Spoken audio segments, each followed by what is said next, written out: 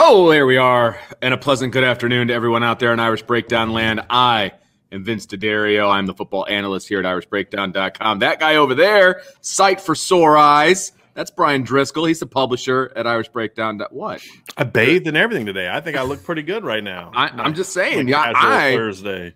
I am happy to see you. And I know that the good people at Irish Breakdown are happy to see you as well. So that is what I'm getting at. We had a 2-day hiatus because you were on your way back from Virginia. I hope you enjoyed yourself.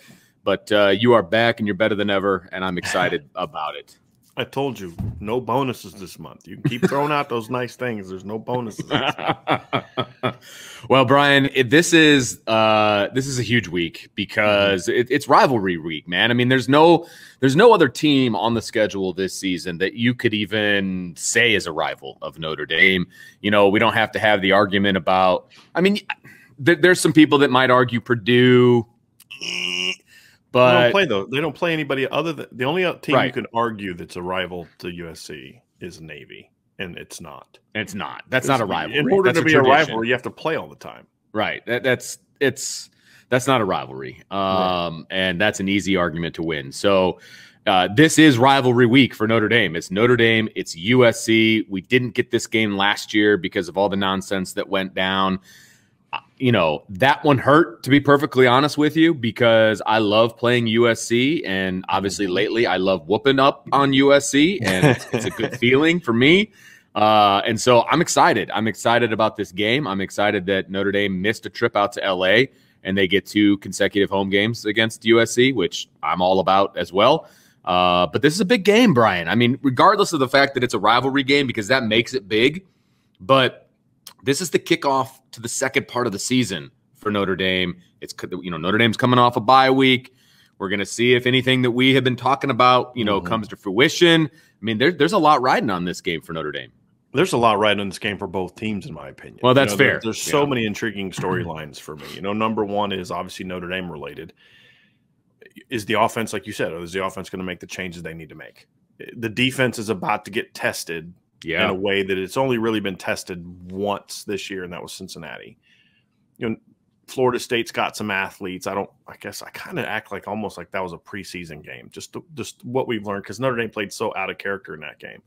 They did. And then you look at other things and you say, okay, offense has a chance to get right. They're playing some really weak defenses coming up. Are they just going to improve because they are playing bad teams? Or are they going to improve because they're playing bad teams and they made adjustments and they're not going to just keep doing what they've been doing, right? Because they could keep doing what they've been doing and they're going to have greater success because the defenses aren't very good. But that's going to be, you know, fake improvement. It's like 2019, at the end of 2019. Like, yeah, they played better and did a lot more, but they didn't really do anything different, and they didn't change anything. They just didn't have to play teams like Georgia and Michigan anymore. Right. So are we going to see that? That's a question that I have. Are we going to see the defense now? They're going to be tested beyond what they've been tested up to this point for the most part, you know, and so they've done a good job against, to me, the 2 best offenses they played, Purdue and Cincinnati. Held Cincinnati to 24 points. I think you could argue the Cincinnati missed 6 points on field goals, but also was given 10 points on turnovers from the other side of the ball that didn't have anything. So, you know, you could even say, actually, if you think about it, you could take 4 points away, you know, 10 and 6. And, you know, so, I mean, but still, you played well enough defensively against Cincinnati to win that stinking game. And so, to me, I think that's a big storyline for this weekend. Is the defense going to come out ready to go? What are we going to see from them? Is it going to be 3 down a lot? Is it going to be 4 down a lot? Are they going to, you know, all these different things? How's the health of this football team? You know, Brian Kelly talked today about, it sounds like Chris Tyree may not play in this game, you know, because still dealing with the turf toe thing. So there's just so much at stake. You know, I have my concerns about this game from a Notre Dame standpoint, not necessarily winning or losing. I don't think USC is very good. But just, okay, could they win and it kind of be like the wins they've had all year? It's like, you're just beating up on bad teams. Or is it going to be like, hey, they're going to come out and they're going to make a statement, you know, like, hey, we're ready to be the team we thought we could be. And then it's obviously huge recruiting weekend. And I'm going to have an article up, I think later today, maybe tomorrow, where this could be a program changing recruiting weekend. You know, we have that phrase gap closers. this is a gap closing weekend. I mean, all borderline gap erasing weekend.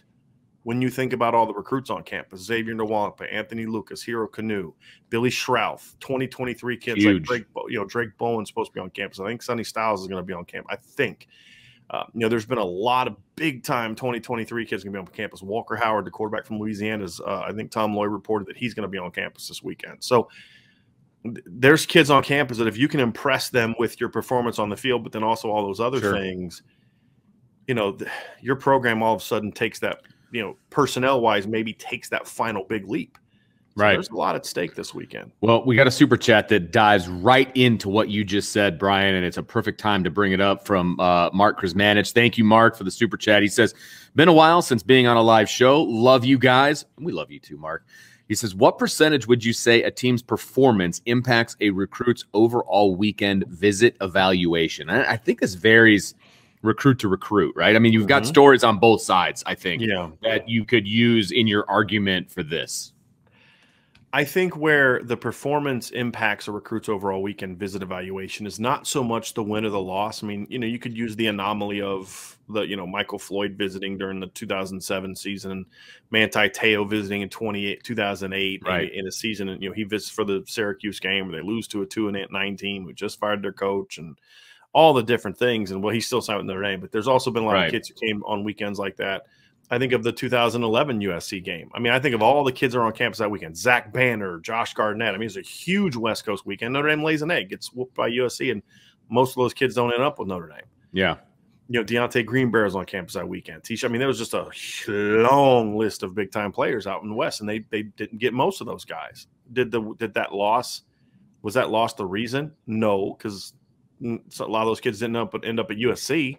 Zach Banner with the Zach Banner went to USC, but Josh Garnett went to Stanford, but it was like it was just kind of like it didn't help. The atmosphere is kind of, it wasn't a great game. They were behind almost the whole game. I mean, USC took that first drive right down the field and scored. You had that, that fourth down play where he pump fakes, I think Darius Fleming and ends up converting it. And then you had the Carlo Calabrese penalty that sets up a score. And then Notre Dame was just never really in it. They kind of got back close. George Atkinson had the touchdown kick return that got him back. You had Dane Chris as the offense. It's 24-17. You're knocking on the door, potentially tying.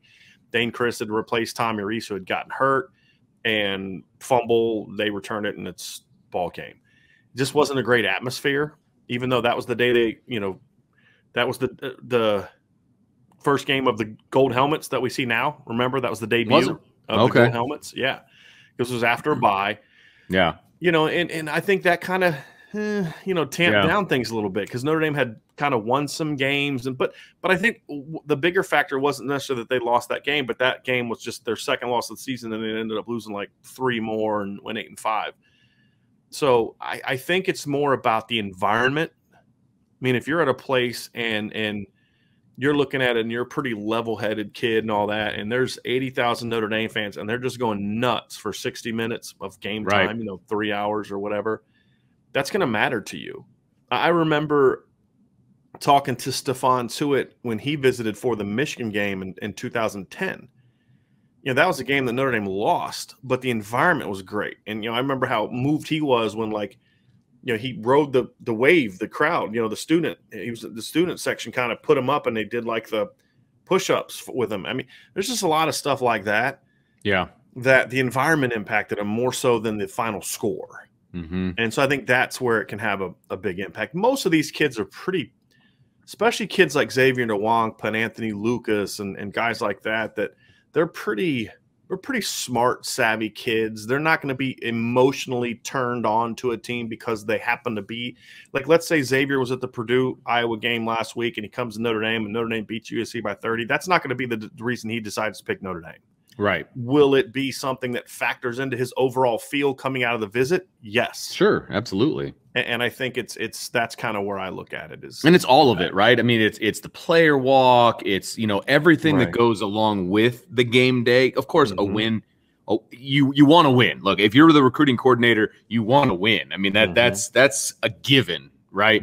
But it's everything. It's the presentations and if they're official visits, it's the visits with the professors, and it's all of those things, and they're all wrapped around the game. I mean, it's important, but it's not the be all end all. Right. But I do think the energy level, like we have a comment down here that's from Drew that says Notre Dame Stadium's atmosphere is lacking. And I think Kenny Moore has a great response, which is night games are different. They are different. And here's the thing.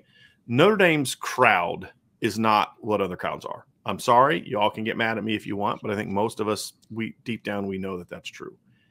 That is not the case in big games, big night games especially. When Notre Dame plays a big-time opponent at night, at home, it gets loud. It does. We've been at some USC games, Vince, recently where it was rocking. Mm-hmm. I mean, literally. So I remember 2015, we were on the opposite side because the press box was on the other side. You had an open roof. My wife was actually up there videoing the game before they stopped allowing us to do that. And I remember going up there. And I had gone up there kind of in between the first series. USC had taken that first drive right down the field, if you remember, and scored a touchdown. And this is the 2015 game. And I was up on the top when Deshaun Kaiser hit Will Fuller on that post route on the first play of the next series. That place erupted. Yep. I mean, it was him versus their best corner. I mean, it was. But it was nuts. Yeah, it was awesome. Nuts. So, so I mean, to me, that's kind of the way I look at it. I think it'll be a loud environment. I hope it is, but I also think there's a lot of frustration right now, and with the program, and hopefully this weekend it doesn't kind of manifest and show itself on game day. Hopefully the fans are put all that aside, and when game day comes, be loud and be excited and all. Absolutely. That kind of stuff. Yep. We got one more super chat before we dive into all of our matchups and keys and fun stuff like that. John A1 says, happy Thursday, IB. Big weekend for the offense to step up. But in my opinion, the defense has what we hoped preseason to win the next 6. Notre Dame 34, USC 20. Go Irish.